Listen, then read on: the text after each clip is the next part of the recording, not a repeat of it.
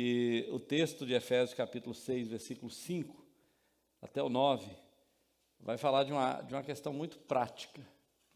Eu queria perguntar ao Diego se ele conseguiu. Conseguiu colocar a tela? Então pode soltar a primeira aí para nós. Nós vamos falar sobre a revolução de dentro para fora. E o texto está em Efésios, no capítulo 6, e o versículo de número 5 em diante, que diz assim: quanto a vós outros servos, obedecei a vosso Senhor segundo a carne. Observa que a palavra Senhor aqui é em minúsculo, porque não é ao Senhor Jesus, é o patrão. E a segunda carne ainda. Ao Senhor segundo a carne, com temor e tremor, na sinceridade do vosso coração, como a Cristo, não servindo à vista, como para agradar a homens, mas como servos de Cristo, fazendo de coração a vontade de Deus, servindo de boa vontade, como ao Senhor, não como a homens, certos de que cada um, se fizer alguma coisa boa, receberá isso outra vez do Senhor, quer seja servo, quer seja livre. E vós, senhores, de igual modo, procedei para com eles, deixando as ameaças, sabendo que o Senhor, tanto deles quanto vosso, está nos céus, e que para com ele não há acepção de pessoas. É um texto bem prático, né? Bem prático. E o título dessa mensagem hoje é a revolução de dentro para fora, que vai tratar desse poder subversivo do Evangelho, porque o Evangelho tem esse poder de subverter culturas, subverter reinos, subverter ideologias, subverter a forma humana de pensar. Mas quando a gente fala sobre subversão, sobre revolução, especialmente sobre revolução, normalmente a gente ouve essa palavra às vezes com um som assim meio estranho no nosso ouvido, porque a gente sempre pensa em armas, né? Revolução sem armas não parece ser revolução. A gente pensa em armas, a gente pensa em gritos, a gente pensa gritos pelas ruas, quebra-quebra no meio das multidões, e a gente acaba pensando em golpe de Estado, né? Quando a gente fala em revolução. Mas hoje eu quero falar para vocês de uma revolução completamente diferente. Eu quero falar para vocês de uma revolução silenciosa, eu quero falar de uma revolução profunda, e é aquela revolução que começa dentro do coração, aquela revolução que mexe com a estrutura humana, com a maneira de pensar, mas não é porque ela começa dentro do coração que ela não é importante, que ela não é poderosa. Essa revolução que começa dentro do coração, ela termina derrubando impérios, ela termina destruindo reinos e revertendo situações sociais tremendas, que de outra forma não poderia ser revertida. E esse texto que nós temos hoje, ele não é apenas um manual de regras trabalhistas, porque ele está falando aqui de senhores, ele está falando de empregados, ele está falando de patrões, ele está falando de regras desse relacionamento patrão-empregado. Mas, na verdade, é uma das passagens mais subversivas da Bíblia. Ela mudou a história do mundo, ela mudou a história da humanidade. Vocês vão entender isso. Agora, para nós entendermos o peso dessas palavras, nós precisamos voltar no tempo. A gente tem que ir lá atrás, lá no passado, a gente precisa aterrissar o nosso coração bem no centro do Império Romano, nos dias de Paulo, para a gente tentar entender por que Paulo escreveu essa história. Eu acho que eu adiantei um negócio que sem precisar. É aqui ainda que tem que ficar. Por que Paulo falou para os servos, para os senhores? Eu não sei se vocês já perceberam, mas a partir do versículo 18 do capítulo 5, Paulo falou para nós submetermos uns aos outros, e daí ele falou da mulher submissa ao marido, do pai não provocando ira aos filhos, não é isso? E dos filhos obedecendo e honrando os pais. E agora ele está falando da relação patrão e empregado. E a gente vai entender por que Paulo está trazendo essas questões. Quando você olha para essa tela aqui, cadê? É aqui que eu... É lá, na verdade. Agora já ficou zangado comigo e não quer fazer. Ó. Opa. Quando você olha para essa tela aí, você tem um pouco da realidade que era o Império Romano. Quando a Bíblia fala de servo, de patrão, de empregado, a Bíblia está contando a história, ou está marcando um fato histórico de que somente no Império Romano, naqueles dias, havia 60 milhões de escravos. Não sei se você já pensou nessa quantidade de pessoas. 60 milhões de escravos. Deixa eu pensar, é um terço, pouco menos de um terço da população brasileira. É muita gente. 60 milhões de escravos. E o fato do Império Romano ter conquistado muitas nações e ter se tornado muito poderoso, o cidadão romano, ele passou a ver o trabalho manual e qualquer outra forma de trabalho como sendo uma coisa indigna, como sendo uma coisa que uma pessoa livre não podia fazer. Um romano, um cidadão romano que era livre, ele não podia trabalhar. Por causa disso, todos os empregados que faziam todas as formas de tarefas que se possa imaginar no Império Romano eram escravos. E quando eu falo de escravos, a gente pensa nas pessoas negras trabalhando nas lavouras, não é isso que a gente pensa? Mas essa escravidão aqui, ela não tinha nada a ver com racismo, não tinha nada a ver com cor de pele, não tinha nada a ver com esses mercados de escravos da África para os Estados Unidos, para a Inglaterra e para o Brasil.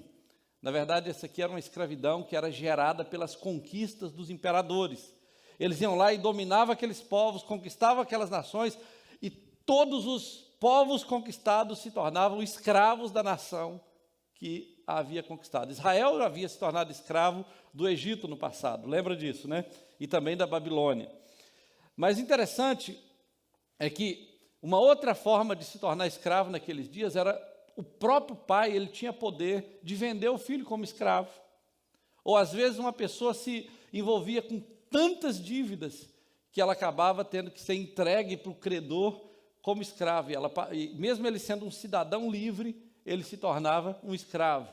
Outra coisa que acontecia era quando um cidadão romano livre cometia um crime, e ele então era levado, preso, e daí ele se tornava escravo. Então, era muito escravo, era 60 milhões de escravos, e ali havia escravos que faziam trabalho braçal, mas havia médicos. Os médicos eram escravos, os professores eram escravos, os cuidadores de crianças eram escravos, até que eles chamavam eles de paidagogos, que é de onde saiu a palavra pedagogia, porque eram os escravos que levavam essas crianças até a escola para outro escravo ensinar, e eles eram os pais da gogo, ou os pedagogos daquele tempo. Então, os professores, os administradores, tanto no império, quanto nas casas, nas fazendas, em todas as funções que se possa imaginar, 60 milhões de escravos. E, além disso, havia uma desumanização em relação ao ser humano escravizado, e a própria filosofia e as leis romanas corroboravam com isso. Por exemplo, a lei, ela dava poder ao dono do escravo, poder de vida e morte. Assim como o pai tinha poder de vida e morte sobre os filhos, ele também tinha poder de vida e morte sobre os escravos. E Aristóteles, ele fala que o escravo era um tipo de ferramenta viva. Assim como esse microfone é uma ferramenta morta. Assim como o carro que te dirigiu até aqui é uma ferramenta morta, para eles o escravo era uma ferramenta viva. E tinha um homem chamado Varro, também Varrão, era conhecido como Varrão, na Roma Antiga, um escritor. Ele dizia que havia 3 classificações de ferramentas que se usava no Império Romano. Existia as ferramentas mudas, que eram os veículos, existiam as ferramentas inarticuladas, que eram os gados, e as ferramentas articuladas, que eram os escravos. Eles falavam e tudo. E teve um outro autor que dizia que os escravos eram ferramentas que falavam. Essa era a diferença entre um gado ou um carro de boi e um escravo. Ferramentas que falavam. Então, eles não eram considerados pessoas. Não eram considerados pessoas. Não importa a origem, não importa se era médico, não importa se era professor, eles não eram considerados pessoas. Eles eram propriedades descartáveis que podiam ser jogadas no lixo, que podiam ser jogadas para os leões. Inclusive, tem uma história de um imperador que matou um escravo seu jogando num poço cheio de piranhas, para ser comido pelas piranhas, porque ele matou uma codorna de estimação dele. Essa era a razão. Quando eles eram velhos ou ficavam doentes, eles eram descartados, e alguns filósofos diziam que você não podia dar comida, ou ração, melhor dizendo, não podia dar ração para um escravo doente, ou para uma ferramenta estragada. Era assim que eles diziam. Não podia dar ração para uma ferramenta estragada. Esse era o mundo que Paulo estava pregando, queridos. Não podia dar ração para uma ferramenta estragada. E essa engrenagem, ela só funcionava na base da ameaça constante. Eles ameaçavam, eles torturavam, eles humilhavam, eles infligiam terror sobre os escravos. E aí, com isso, com medo, humilhação, vergonha, eles trabalhavam, eles produziam. E aí nós temos a nossa outra tela. Aristóteles e Varrão, eles escreviam que o escravo era um objeto. Na visão deles, eles não eram uma pessoa. Porém, aos olhos de Deus, o escravo era uma pessoa. Deus estava lá para mudar esse cenário, desde o início. Eles viam o escravo como uma ferramenta viva, mas o Evangelho estava lá para dizer que eles eram membros de uma comunidade, membros da igreja, eles eram as pedras vivas do templo, eles eram membros do corpo vivo de Cristo. O Evangelho estava lá para mudar isso. Eles eram totalmente descartáveis, mas o Evangelho estava dizendo que eles eram nossos irmãos. E é isso que Paulo está falando aqui, ó. Nossos irmãos. O Evangelho vem para mudar isso. Ele vem para mudar, para dizer assim, olha, eles não são peças de uma máquina, eles não são máquina, eles são membro vivo desse corpo de Cristo. O Senhor, queridos, Ele muda essa história, porque pela cruz de Cristo, diante da cruz de Cristo, tanto o servo quanto o senhor do escravo são nivelados. É isso que você vai ver, não tem ninguém maior, porque Deus não faz acepção de pessoas. Deus nivela, Deus coloca todo mundo no nível só, e Ele faz com que os escravos que eram maltratados em Roma passam a receber o status de membros do corpo de Cristo e herdeiros da mesma graça que todos os outros que haviam sido salvos eram também. Isso é maravilhoso, sim ou não? Isso é maravilhoso, queridos. Porque, olha, todo mundo que está aqui, ó, seria escravo no Império Romano. Até nós, os brancos.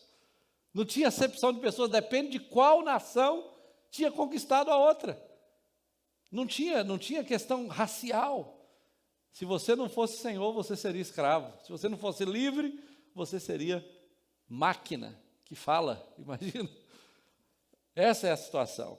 Bom, diante dessa situação, queridos, o Evangelho tem uma estratégia poderosa, e Paulo, Deus usa Paulo de uma forma muito maravilhosa nessa história. Porque o Evangelho, ele não convoca uma rebelião armada, ele não mobiliza o povo para se levantar contra Roma, porque se o Evangelho fizesse isso naqueles dias, ele teria causado um banho de sangue, teria acabado com o Evangelho na primeira na primeira tentativa, porque o Império Romano veria isso como uma oposição completamente governamental, como se fosse um movimento político. E o Evangelho não é um movimento político. O Evangelho não é um movimento de esquerda ou de direita. O Evangelho está acima disso, querido. Muito acima disso. O Evangelho não está na esquerda e nem na direita. O Evangelho não tem lado. O Evangelho realmente tem outros valores, tem outros padrões, completamente diferentes. E, em vez disso, queridos, ele planta uma semente de igualdade espiritual entre os escravos, mostrando para eles que tanto o escravo quanto o livre, em Cristo, eles não têm diferença. Não há diferença entre escravo e livre. Mais tarde, anos mais tarde, essa semente que foi plantada lá no Império Romano, ela transformou o mundo. Vocês vão ver isso comigo hoje. Isso transformou o mundo. E essa semente que o Evangelho planta no coração do escravo e no coração do livre também, mas que plantou especialmente no coração do escravo, ela produziu uma liberdade interior, uma liberdade tão poderosa que nenhuma corrente, que nenhuma tirania, que nenhum governante conseguia prender mais. Depois que uma pessoa era livre pelo Evangelho, até debaixo do chicote, até debaixo de tortura, ela continuava se sentindo livre, porque o Evangelho muda a mentalidade das pessoas, ele transforma a maneira como as pessoas mudam. E uma coisa que Paulo faz, ao invés de provocar uma rebelião contra o império, uma rebelião política, o que ele faz o papel do lenhador. O lenhador, ele tira a casca da árvore, não é isso? Ele vai lá e tira a casca da árvore e deixa ela secar aos poucos. Com o tempo, ela cai. É muito comum as pessoas fazerem isso. É proibido cortar a árvore. É crime. Na verdade, tem lugar no Brasil que se você cortar a árvore e se você não estiver do lado certo da política, você pode terminar na cadeia, não é verdade? Mas alguns vão lá e o que eles fazem? Eles descascam ela na base e vai deixando ela secar, depois ela cai. Ou então ela morre, porque ela morreu, tem que ser cortada. E aí eles vão lá e cortam. Paulo fez isso. Paulo descascou a árvore, ele lançou a semente. Ele disse no Império Romano, olha, existe um mandamento dos céus para os irmãos em Cristo, para o marido e a mulher, para o pai e o filho, e para os senhores e escravos. É interessante que nessa sequência de ensinamentos que Paulo dá, ele faz algumas coisas interessantes. A mulher não tinha dignidade nenhuma do Império Romano. Paulo não fala com os homens, ele fala com as mulheres primeiro, para levantar a dignidade dela. Os filhos não tinham dignidade nenhuma no Império Romano. Aí Paulo começa a conversa com os filhos, e depois ele vai para os pais. Os escravos não valiam nada, eram máquinas que falavam. Paulo começa falando aos servos, não aos senhores. Ele muda tudo, querido. O que Paulo está fazendo aqui é uma revolução extraordinária. Ele está mudando o mundo. E ninguém sabe, mas é o próprio Deus que está mudando o mundo, que está lançando as sementes para transformar a história da humanidade, que a gente vai ver. Queridos, a escravidão era uma coisa desumana, terrivelmente desumana. Se você olhar como acontecia em Londres no século XVIII, eles mandavam 70 mil escravos da África para aqui, para os Estados Unidos, e eles enchiam o navio. Um escravo adulto, ele ocupava pouco mais de um pé quadrado dentro de um navio. Você consegue imaginar o que é ocupar um pé quadrado e vir de Londres até Estados Unidos? Muitos morriam sufocados, muitos se matavam, muitos adoeciam lá dentro daquela situação. Era uma situação desumana, uma situação terrível. Eu não consigo imaginar o que é viajar daqui até na minha casa em um pé quadrado. Agora imagina viajar da Inglaterra até os Estados Unidos, e debaixo de tortura, debaixo de sofrimento. Então Paulo descasca essa árvore e ele lança as sementes, porque essa árvore ia secar um dia. E aí nós temos a primeira coisa que nós vamos aprender nesse texto que Paulo lê aqui para nós, que Paulo relata para nós pelo Espírito Santo. A primeira coisa, o Evangelho entra para restaurar a dignidade. Ele começa restaurando a dignidade quando Paulo se dirige ao escravo. Ele fala assim, olha, quanto a vós outros servos. Olha que coisa linda, né? Ninguém tratava os servos diretamente, porque eles eram uma máquina humana. A filosofia grega dizia que um senhor não podia conversar com o escravo. Ele não podia se tornar próximo ou amigo de um escravo, embora algumas famílias faziam isso. Mas era criticado. Eles não podiam se tornar amigos de um escravo, porque uma máquina, para produzir serviços, você não conversa com máquina. Essa era a ideia. Mas Paulo ele faz algo revolucionário. Ele olha para o escravo, que Roma achava que era uma ferramenta viva, e trata-o como gente. Ele o trata como discípulo. Paulo vai chamá-lo de discípulo. Ele o trata como um adorador a Deus, um adorador de Deus. E aí ele fala assim, olha, esse ser humano, ele pode trabalhar como a Cristo. Ele pode trabalhar como se ele fosse um servo de Cristo. Ele dá um status e uma dignidade para esse escravo que o Império Romano não dava, que senhor nenhum dava, que patrão nenhum dava.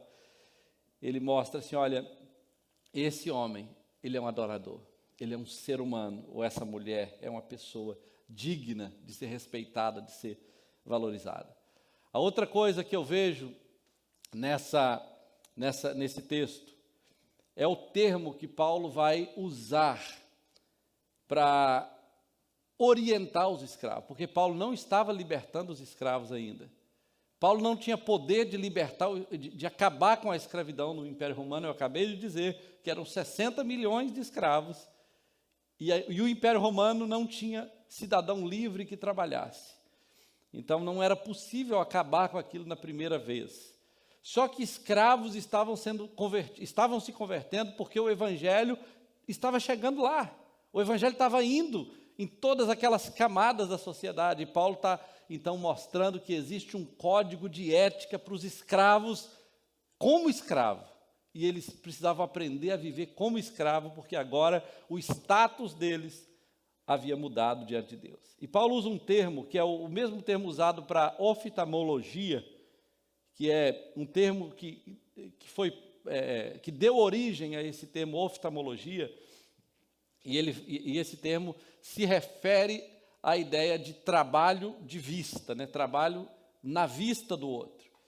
E aí Paulo vai dizer o seguinte, olha, existem alguns trabalhadores que servem à vista dos homens, que estão trabalhando para que os outros vejam, trabalhar apenas quando o chefe está vendo.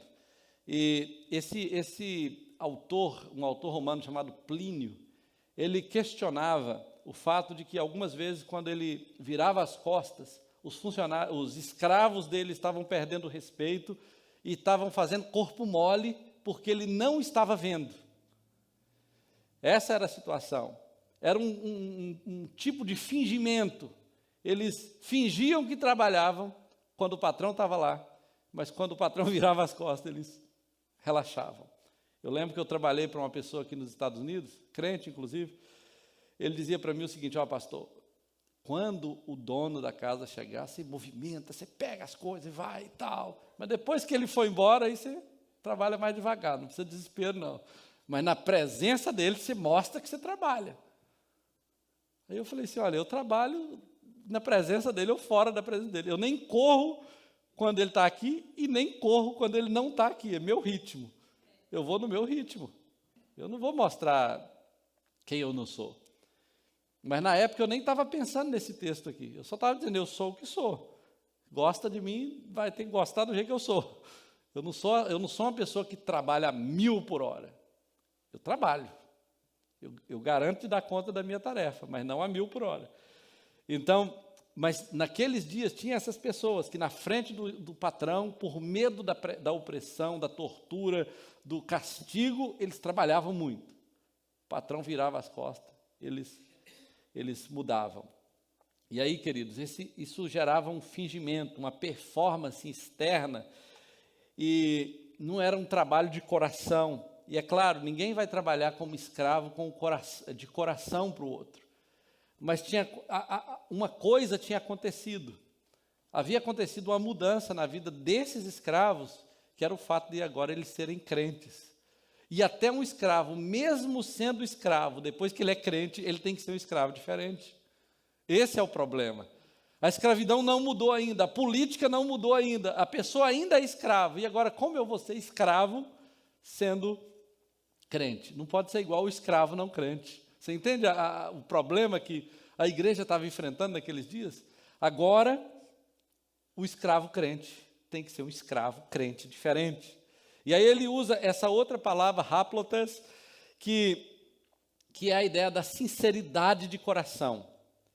Ele fala que o servo de Cristo trabalha com foco diferente do que não é servo de Cristo. O foco do servo de Cristo é em Deus. Ele está trabalhando para os olhos de Deus. Ele está trabalhando para um Deus que está vendo e não para uma plateia humana. E ele vai falar o seguinte, olha, esse escravo ele trabalha com temor, não é com pavor. Quando ele fala trabalhar com temor e tremor, ele não está falando temor e tremor do Senhor, ele está falando temor e tremor de Deus, porque ele sabe que mesmo quando os olhos do patrão não está vendo, tem os olhos de Deus que continuam olhando. E isso aí, querido, é uma responsabilidade moral diante de Deus que tudo vê. Parece ser uma coisa tão pequena, mas é isso que muda o mundo, para bem ou para mal, sim ou não? É isso que muda o mundo. E ele está falando de uma ideia de integridade total, porque o trabalho, querido, ele se torna inteiro, ele se torna consistente, mesmo sem a supervisão de um patrão, por causa de uma questão. Para o crente, o trabalho também é parte do culto. O culto não é só isso aqui no domingo à noite. O culto, a nossa adoração, ela acontece de segunda a segunda. Lá fora. É lá fora. Ontem você adorou o dia inteiro, David. Quando você estava cuidando dos seus meninos. Aquilo é adoração. Aquilo é culto a Deus. Você plantou uma semente no coração dos seus filhos. Você entende? E da mesma forma você vai trabalhar. Quando você é excelente no seu trabalho, você honra a Deus. Quando você é porco, quando você é largado, quando você é descuidado, você desonra aquele a quem você serve. Isso é fato. E é isso que Paulo está ensinando, não para pessoas que têm o direito de abandonar o patrão, ele está ensinando para escravos, que o evangelho ainda não podia libertar das cadeias de Roma, mas podia libertá-lo das cadeias do coração, podia libertá-lo da mentalidade de escravo. E aí, Paulo vai falar o seguinte, olha, não há divisão entre secular e sagrado. Isso William Barclay, que é um teólogo muito respeitado do nosso passado recente, ele falava isso, não há distinção entre trabalho secular e o sagrado, porque o nosso trabalho é uma expressão de adoração. Nós adoramos quando trabalhamos e quando servimos. O trabalho é a nossa liturgia. E, diante disso, isso mostra, querido, que tudo que nós fazemos ou glorifica ou desonra a Deus. Tudo que nós fazemos. E, no final das contas, Deus vai fazer um acerto de contas com a maneira como nós lidamos com essas coisas. Porque, sabe de uma coisa? Mesmo que a empresa não te valorize, ou mesmo que o senhor daqueles escravos não os valorizasse, e os humilhasse, e os tratasse de forma desumana, o texto está falando que o Senhor é Senhor tanto vosso quanto deles, é Senhor tanto do escravo quanto do Senhor, porque aos olhos de Deus, até o Senhor da terra está debaixo do Senhor do céu, e Ele vai fazer justiça. Isso é verdade, Paulo está mostrando isso. Os olhos de Deus estão vendo todas as coisas, querido. E Deus está olhando quem são os fiéis da terra em tudo que fazem. Porque no final das contas, a recompensa, ela chega. Eu lembro da história de um missionário que serviu quase 50 anos no campo missionário. E no final da jornada dele, ele voltou para os Estados Unidos Ele era americano e ele veio morrer aqui nos Estados Unidos, já estava bem velhinho. Mas quando ele voltou, no navio que ele voltou, no avião que ele voltou, voltou também um general das Forças Armadas Americanas, que também estava terminando a carreira dele, ele serviu fora dos Estados Unidos, estava voltando para aposentar aqui, para ficar aqui. E quando ele chegou, tinha aquela comitiva de oficiais, todos fardados, bem vestidos, e governador, e muita gente para recebê-lo, porque ele era uma pessoa importante, tinha feito um trabalho extraordinário fora do país. E quando o missionário chegou, só tinha um motorista que foi buscá-lo. Aí ele ficou olhando aquela situação, vou servir 50 anos, né? Olhou o general com toda aquela pompa e ele sozinho como motorista. E ele chegou em casa e falou: Senhor, muito obrigado pelos 50 anos. Eu não estou reclamando não, mas uma pessoa só para me receber no aeroporto? Uma só? Diz que Deus falou no coração dele, falou: a diferença entre você e ele é porque ele está chegando em casa. Você não chegou em casa ainda. Essa é a diferença. A recompensa dele ia chegar.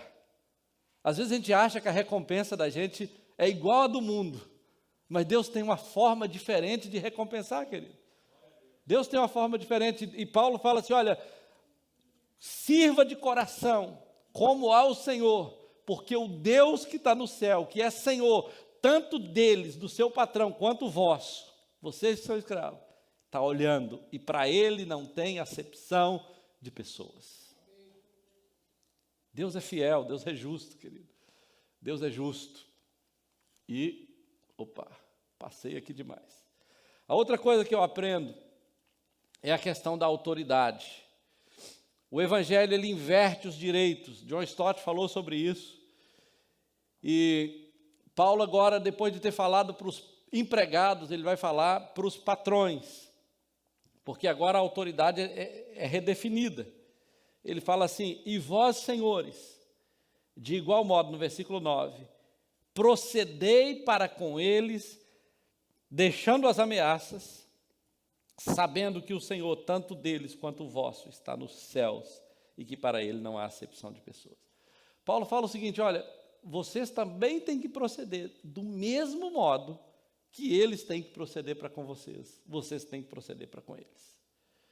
Paulo diz assim: olha, essa lei não é só para os escravos, porque eu imagino que quando os patrões escutaram o Evangelho dizendo assim: escravos, obedeça, sirva de coração, como para o Senhor, os patrões estavam lá: oba, que bom, agora sim, agora eles vão trabalhar.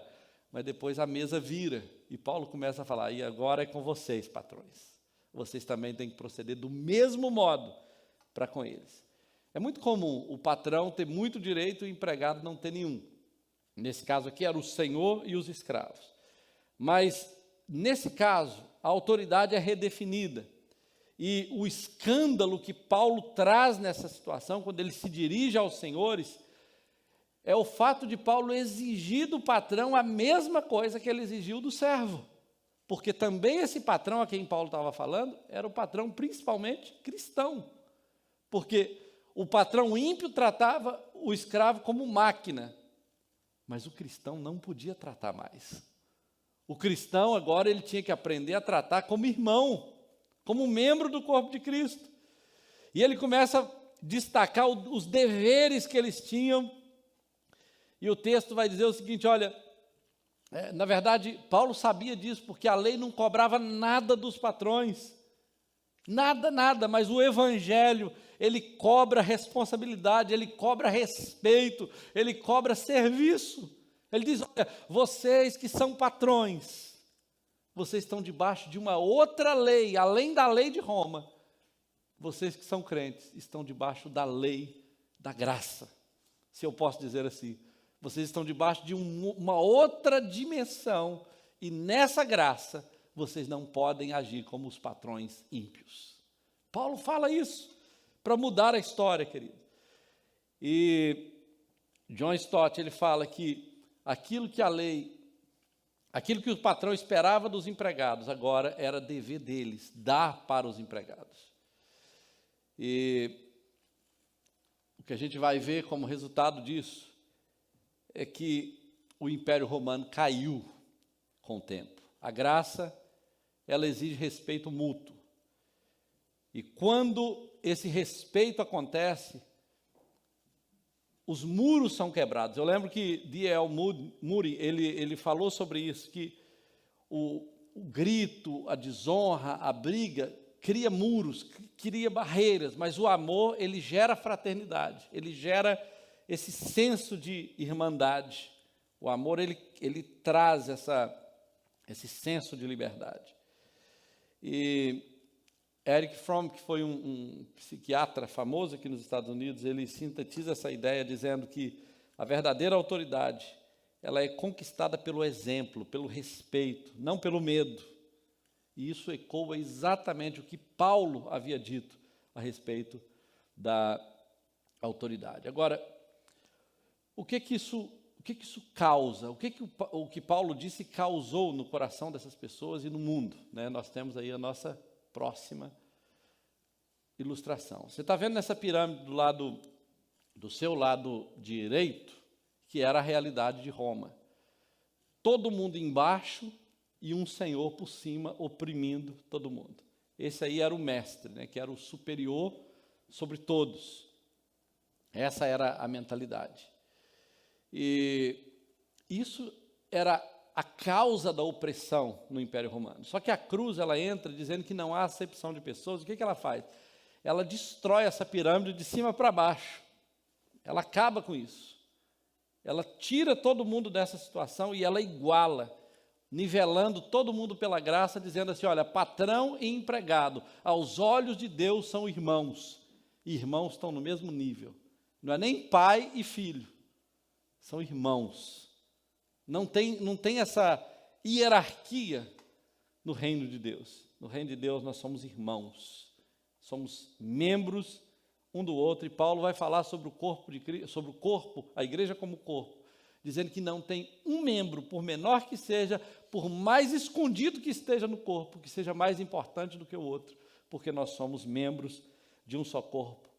E essa pirâmide, ela desaba na cruz, e a única posição segura que um homem tem diante de Deus é de joelhos, porque toda autoridade que nos resta é servir. Nós temos autoridade para servir uns aos outros, e todo título que importa no reino de Deus é irmãos. Nós somos irmãos uns dos outros. Esse é o título mais importante que você pode estampar: irmãos, servos. E qual foi o impacto que essa mensagem de Paulo causou no mundo?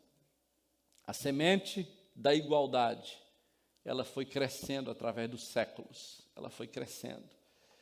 E aqui nós vimos que o Evangelho, ele fez algo extraordinário dentro da casa. Ele começou falando do marido e da esposa. Ele começou falando do pai e do filho, dizendo como tinha que ser o tratamento do pai e do filho. O filho tem que amar, tem que obedecer e honrar o pai. O pai não pode provocar a ira ao filho. O marido tem que amar a mulher como Cristo amou a igreja e se entregou por ela. A mulher tem que se submeter ao marido. O patrão tem que honrar o empregado e o empregado tem que honrar o patrão. Lembra disso? Ele foi trazendo tudo. Ele foi mostrando como o Evangelho transformou a casa, como o Evangelho transformou a empresa, como ele foi mudando o cenário ao redor do mundo. E ele restaura a dignidade do servo, redefinindo a autoridade do patrão, do Senhor, mostrando assim, olha, você não é tudo isso que você pensa que é, porque tem um Deus nos céus e que está julgando tudo isso. Só que Paulo, ao pregar essa mensagem, ele não tinha ideia quão longe essa semente ia crescer e ia atingir ao longo dos anos. Então, o que começa com um ensino pastoral numa igreja local na cidade de Éfeso, lá no primeiro século, quando parecia que ia ficar só ali naquele grupinho, isso se transforma num estopim de um movimento que atravessa a história da humanidade. Porque não parou ali, queridos, não parou ali. Eu vou te mostrar a linha do tempo. O que isso aconteceu? Paulo prega no primeiro século e planta a semente na igreja de Éfeso. no século XVIII, John Wesley e George Whitefield, que foi uma das mentes mais brilhantes aqui nos Estados Unidos, inclusive acredita-se que ele tenha sido a pessoa que influenciou escrever a Constituição Americana e até a Carta Magna dos Estados Unidos.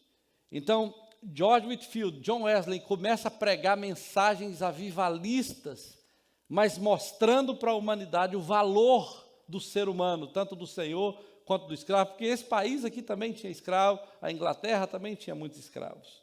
Eram países escravagistas.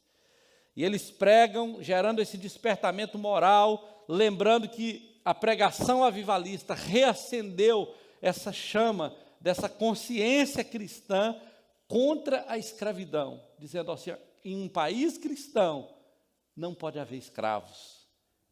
Um homem de Deus, ele não pode ter escravos na sua casa.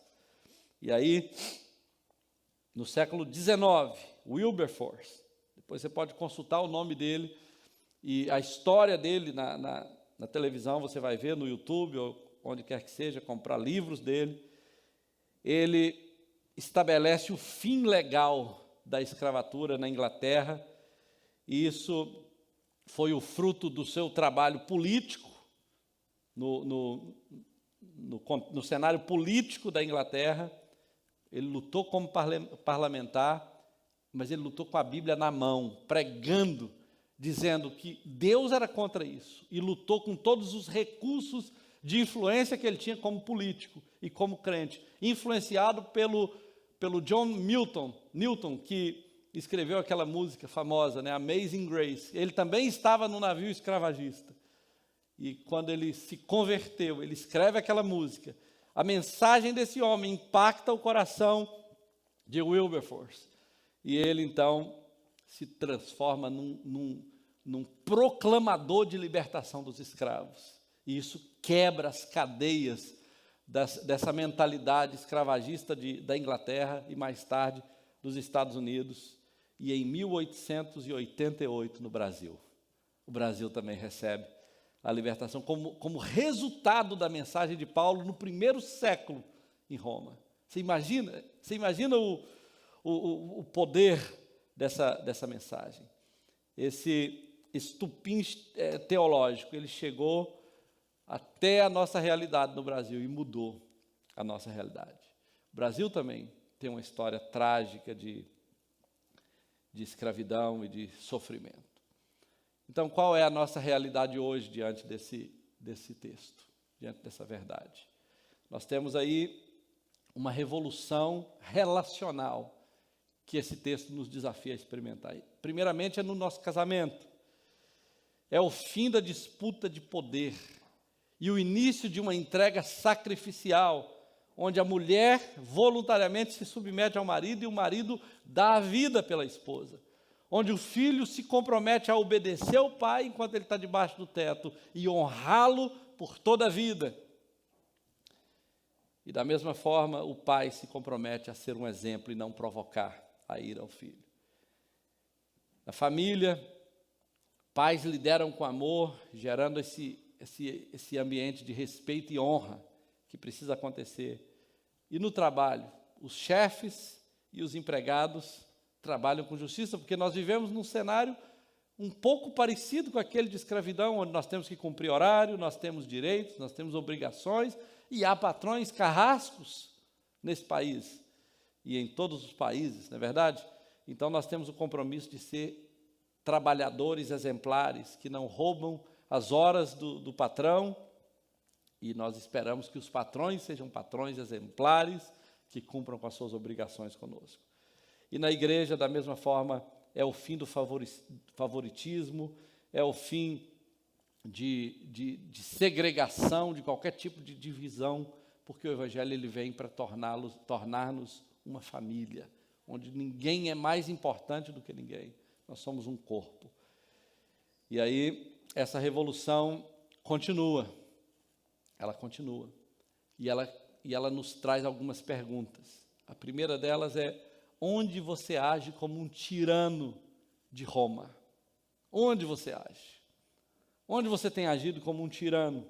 Esse aí que Paulo está condenando, que o Evangelho está confrontando hoje. Onde você precisa ser um servo por amor a Cristo? É no trabalho? É na sua relação pai e filho, ou filho e pai? É na sua relação marido e mulher? É na sua relação fraternal como irmãos em Cristo? Onde você precisa ser um servo por amor a Cristo? Essa é uma boa pergunta que a gente precisa fazer. Porque o machado ainda está na raiz da árvore. Ela está secando. E ela precisa realmente gerar esse resultado, essa transformação, para que a gente possa viver para a glória de Deus. Queridos, o Evangelho, quando ele não produz transformação, ele não é Evangelho. Não é Evangelho. Olha o que uma mensagem tão pequena, no primeiro século da era cristã, produziu ao redor de todos esses séculos, 21 séculos. Imagina, o que o Evangelho pode fazer? Querido, se o Evangelho pode fazer isso, ele realmente pode fazer qualquer coisa. Ele pode fazer qualquer coisa no nosso coração. Tudo que nós precisamos é ouvir a palavra de Deus. E hoje, nós realmente precisamos deixar que essa verdade entre no nosso coração. Porque, olhando para essa história e para essas declarações de Paulo, aqui está a solução do problema da humanidade. Aqui está a solução. É só o marido e a mulher produzir respeito mútuo. Pais e filhos resolverem o problema entre eles. Patrão e empregados resolver o problema entre eles. Acabou o problema do mundo. Né? A igreja andar em harmonia, não tem mais problema na humanidade, em termos de relacionamento. Então, a chave, querido, para mudar o mundo está em Cristo. A cruz de Cristo nivela tudo. É por isso que Jesus, sendo Deus, ele não tomou como usurpação a ser igual a Deus, ele se humilhou até a morte de cruz. Ele assumiu a forma de servo, ele se fez pecador, ele se fez pecado para que nós fôssemos feitos justiça de Deus. E essa postura de se humilhar, de descer, é que fez dele tão grande. A Bíblia fala que Deus lhe deu um nome que está acima de todo nome. Queridos, é isso que nós queremos ser. E é esse o caminho que nós devemos trilhar. Que Deus possa nos ajudar a deixar que essa revolução poderosa aconteça dentro de nós e de dentro para fora, para que o mundo veja que Cristo está em nós. Vamos orar ao Senhor nessa noite? Aleluia, Jesus.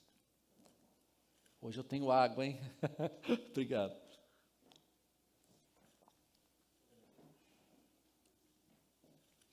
Eu não sei como Deus falou com você nessa noite, mas eu posso te dizer que essa pergunta, onde eu tenho sido um tirano de Roma, em que lugar da minha existência eu tenho sido um tirano de Roma, é uma pergunta que eu tenho que fazer para mim. Eu tenho sido um tirano de Roma com alguém que está perto de mim, como patrão, como empregado, como marido, como esposa, como pai, como filho? É uma pergunta que eu tenho que fazer, porque o Evangelho está aqui para nos confrontar, não é verdade? Nenhum de nós aqui está escape dessa verdade. Ela é a espada de dois gumes que vai para lá e vem para cá, né? Então, nós precisamos deixar que essa palavra fale ao nosso coração e produza o resultado.